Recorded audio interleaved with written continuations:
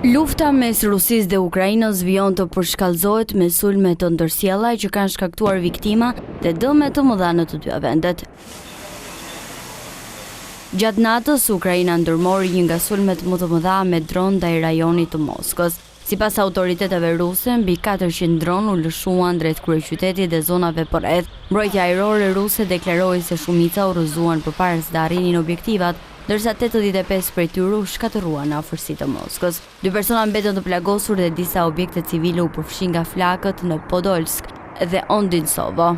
Sulmi Ukrainas erdhi vetëm një ditë pasi Rusia kreu një valë të gjerë goditjesh me raketa balistike dhe dron ndaj Ukrainës. Presidenti Volodymyr Zelensky e cilësoi bombardimin ndaj Kievit si një nga sulmet më masive me raketa balistike që nga nisja e pushtimit rus në vitin 2022. Sipas autoriteteve ukrainase, të paktën 8 persona humbën jetën dhe 10 të tjerë u plagosën. 4 viktima u regjistruan në Kharkiv, 1 në Kiev, 2 në Zaporizhia dhe një tjetër në Sumi.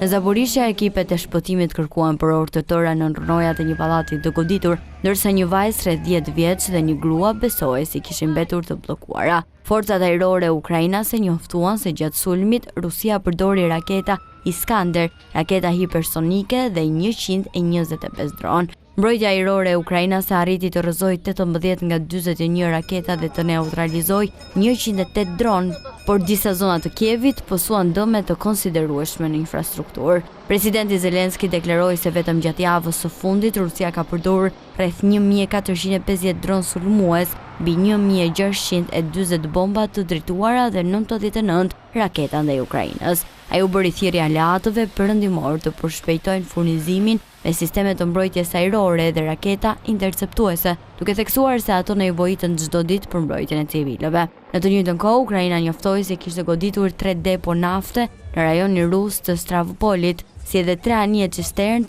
të ashtu quajturës flotës në hije të Rusisë në Detinezi, objekte që Kievi i konsideron burim me financimi për luftën e Moskës.